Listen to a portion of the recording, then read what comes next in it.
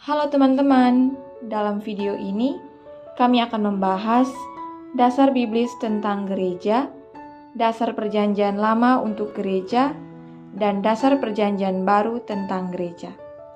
Selamat menyaksikan. Ketika kita dengar kata gereja, apa yang langsung terbayang? Sebuah gedung dengan menara yang tinggi atau bangunan dengan jendela kaca patri yang indah? Ternyata Alkitab punya pemahaman yang jauh lebih dalam dan luar biasa tentang apa itu gereja. Dalam bahasa asli Perjanjian Baru, kata gereja adalah eklesia. Artinya bukan gedung, tapi orang-orang yang dipanggil keluar untuk berkumpul. Jadi, dasar pertama, gereja adalah orang-orang, bukan tembok atau bangunan. Kita adalah pengikut Yesus, dan gereja adalah artinya hidup. Dasar biblis tentang gereja. A. Dalam Perjanjian Lama. Walaupun istilah gereja atau eklesia belum muncul secara eksplisit dalam Perjanjian Lama, dasar pemahaman tentang gereja sudah disiapkan melalui pengalaman iman Israel sebagai umat Allah. Beberapa pokok pentingnya yaitu: pertama, umat terpilih. Apa yang dimaksud dengan umat terpilih? Dalam sejarah keselamatan, Allah memilih Israel sebagai umatnya melalui perjanjian dengan Abraham. Dalam Kejadian 12 ayat 1-3, mereka dipanggil untuk menjadi kerajaan imam dan bangsa yang kudus. Ini menjadi dasar teologis gereja sebagai umat pilihan dalam Kristus. Yang kedua, perjanjian. Lalu, bagaimana perjanjian berperan dalam hubungan umat dengan Allah? Relasi Allah dibangun melalui perjanjian, seperti yang ditulis di Ulangan 7, 6-8. Perjanjian ini berisi janji berkat dan tuntutan kesetiaan, yang berlanjut dalam perjanjian baru melalui darah Kristus. Ini menunjukkan pentingnya kesetiaan umat dalam relasi mereka dengan Allah. Yang ketiga, perhimpunan umat. Bagaimana kita memahami konsep perhimpunan umat? Istilah Ibrani, kahal berarti jemaat yang berkumpul. Dalam Ulangan 9 ayat 10, umat Allah berkumpul untuk mendengarkan sabda dan beribadah. Dalam terjemahan Septuaginta, istilah ini menjadi eklesia yang digunakan dalam Perjanjian Baru untuk menyebut gereja. Ini menekankan pentingnya kebersamaan dalam iman. Yang keempat, nubuat tentang umat Allah baru.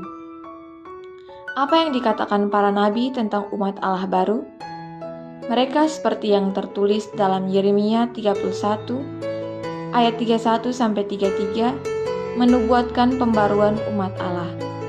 Hati baru dan hukumnya akan ditulis dalam hati manusia, mengarah pada pembentukan gereja dalam Roh Kudus.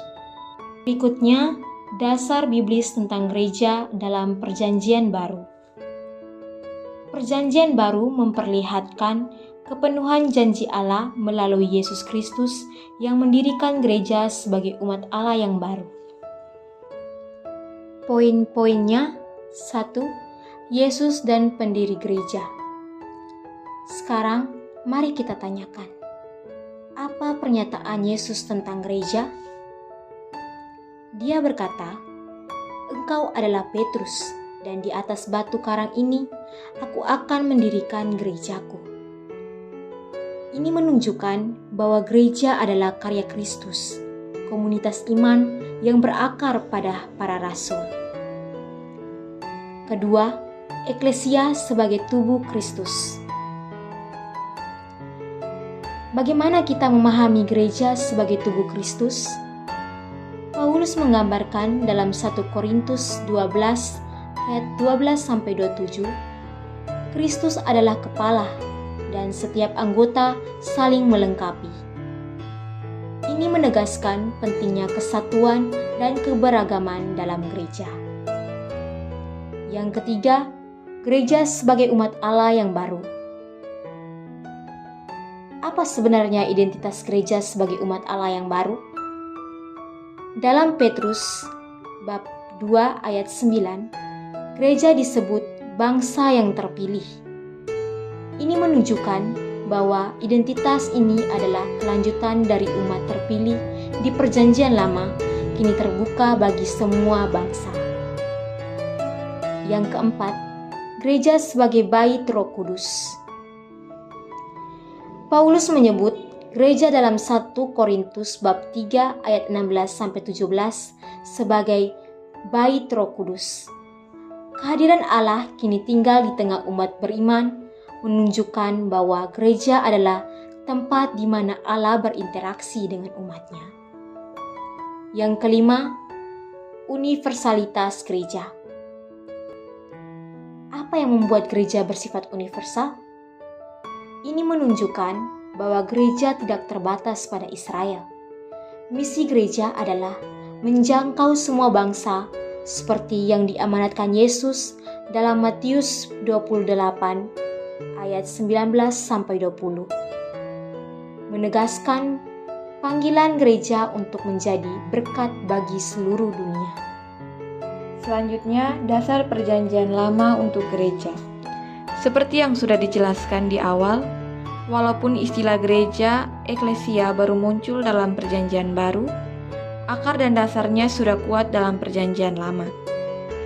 Perjanjian Lama meletakkan fondasi teologis tentang umat Allah yang kemudian mencapai kepenuhannya dalam Kristus dan gereja. Beberapa poin penting mengenai hal ini. Yang pertama, pemilihan umat Allah. Semuanya berawal dari Abraham. Allah memanggilnya untuk membentuk sebuah bangsa yang akan menjadi berbagi bagi seluruh dunia dalam Kejadian 12 ayat 1-3. Pemilihan ini murni karena kasih karunia Allah, bukan karena kehebatan manusia dalam Ulangan 7 ayat 6-8. Gereja adalah kelanjutan dan penggenapan dari umat terpilih ini yang kini terbuka bagi semua orang yang percaya kepada Kristus. Yang kedua, perjanjian. Di Gunung Sinai, Allah mengikat perjanjian dengan Israel, menyebut mereka kerajaan imam dan bangsa yang kudus dalam Keluaran 19 ayat 5-6. Perjanjian ini adalah tentang hubungan yang setia. Ketaatan umat adalah respon terhadap kesetiaan Allah. Konsep inilah yang menjadi dasar bagi gereja sebagai komunitas perjanjian baru dalam darah Kristus. Yang ketiga, kahal. Jemaat yang berkumpul dalam bahasa Ibrani, umat Allah yang berkumpul disebut kahal.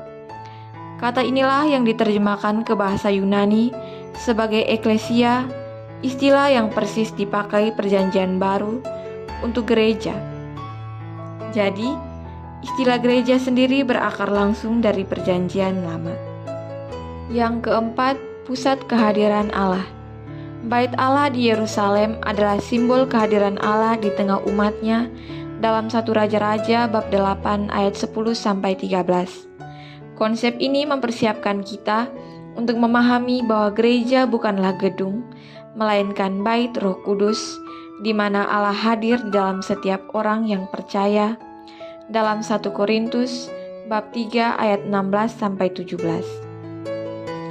Yang kelima adalah nubuat pembaruan.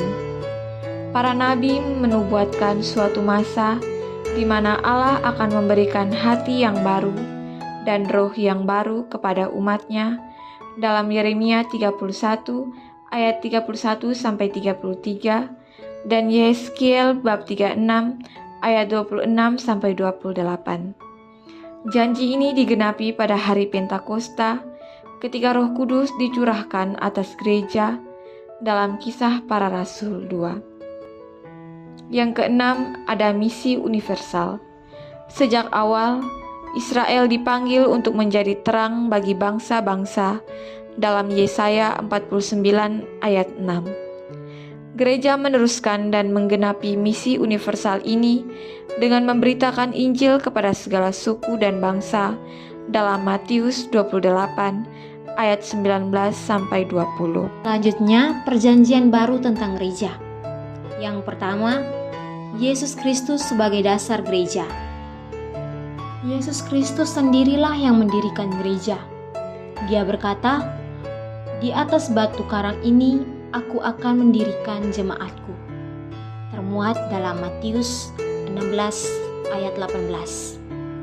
Gereja adalah inisiatif dan karya Yesus, bukan ciptaan manusia. Yang kedua, umat Allah yang baru. Gelar-gelar mulia Israel kini diterapkan pada gereja. Kamulah bangsa yang terpilih, imamat yang rajani, umat kepunyaan Allah. Gereja adalah Israel rohani yang terdiri dari semua orang yang percaya kepada Kristus dari segala bangsa. Yang ketiga, eklesia atau persekutuan orang beriman. Kata eklesia berarti yang dipanggil keluar untuk berkumpul. Itulah gereja, sebuah persekutuan yang berkumpul untuk mendengar firman, berdoa, dan merayakan perjamuan kudus. Yang keempat, tubuh Kristus. Inilah gambaran paling dalam tentang gereja. Kita adalah tubuh Kristus dalam 1 Korintus bab 12 ayat 27. Kristus adalah kepala dan kita semua adalah anggotanya yang saling melengkapi dengan karunia Roh Kudus. Ini menunjukkan kesatuan dan keberagaman kita. Dan yang kelima, bait Roh Kudus dan mempelai Kristus. Kita adalah tempat kediaman Allah melalui Roh Kudus. Selain itu, gereja juga digambarkan sebagai mempelai yang sangat dikasihi oleh Kristus, yang telah menyerahkan dirinya bagi kita, yaitu dalam Efesus 5 ayat 25.